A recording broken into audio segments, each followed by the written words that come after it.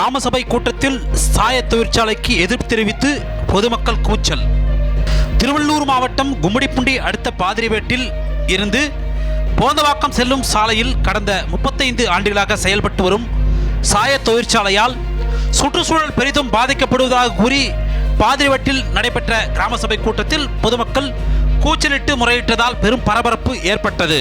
காந்தி ஜெயந்தியை ஒட்டி கும்மிடிப்பூண்டி அடுத்த பாதிரிவேட்டில் கிராம சபை கூட்டம் ஊராட்சி மன்ற தலைவர் ND மூர்த்தி தலைமையில் நடைபெற்றது.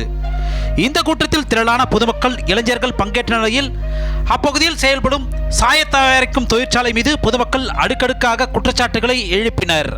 அப்பகுதியை சேர்ந்த கார்த்திகேய செட்டி என்பவரின் இந்த சாய தொழிற்சாலையை அவரது மகன் சுப்பிரமணியன் என்பவர் மேற்பார்வையிட்டு நடத்தி வருகின்றார். கடந்த 35 ஆண்டுகளாக செயல்பட்டு வரும் இந்த தொழிற்சாலையில் கடந்த 2 ஆண்டுகளுக்கு முன்பு கார்த்திகேய செட்டி இறந்த நிலையில் தொழிற்சாலை முழுவதையும் அவரது மகன் சுப்பிரமணியன் பொறுப்பேற்று நடத்தி வருகின்றார்.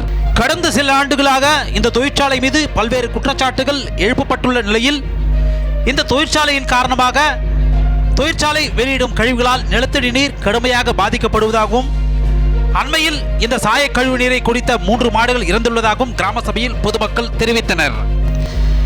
மேலும் கூட்டத்தில் பேசிய இளைஞர்கள் தமிழ்நாடு மாசு கட்டுப்பாட்டு வாரியத்தால் சுற்றுச்சூழலை அதிகம் பாதிக்கும் தொழிற்சாலையாக வகைப்படுத்தியுள்ள 17 தொழிற்சாலைகளில் சிவப்பு எச்சரிக்கை உள்ள தொழிற்சாலையாக சாய தொழிற்சாலையும் உள்ளடங்கும் என்கின்ற நிலையில் இதுவரை மாசு கட்டுப்பாட்டு வாரியத்துறையினர் பாதிரிவேட்டில் உள்ள இந்த சாயம் தயாரிக்கும் தொழிற்சாலையை இதுவரை ஒருமுறை கூட ஆய்வு செய்ததில்லை என்று கூறுகின்றனர்.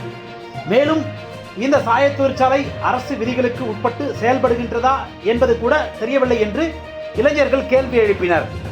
இது தொடர்பாக அப்பகுதி மக்களை கேட்டபோது சாய தொழிற்சாலையால் சுற்றுச்சூழல் பாதிப்பு, நிலத்தடி நீர் குறைவது, பொதுமக்கள் மற்றும் விலங்குகளுக்கு உயிர் அபாயங்கள் ஏற்படுவது, சாய தொழிலின் போது அபாயகரமான துணை பொருட்கள் உற்பத்தி ஆவது, மக்கும் தன்மையை எளிதில் அடையாதது போன்ற பாதிப்புகளை ஏற்படுத்துவதோடு மேற்கண்ட தொழிற்சாலை மாசு கட்டுப்பாட்டு வாரியத்தின் பாதுகாப்பு விதிமுறைகளை முறையாக பின்பற்றுவது இல்லை என்பதால் பாதிரிவேட்டில் நிலத்தடி நீரின் தன்மை வெகுவாக பாதிக்கப்பட்டுள்ளது என்றனர். இதனைத் தொடர்ந்து பொதுமக்களின் கோரிக்கையின்படி கிராம சபை கூட்டத்தில் இந்த சாய தொழிற்சாலை மீது நடவடிக்கை எடுக்கும் வகையில் தீர்மானம் இயற்றப்பட்டது.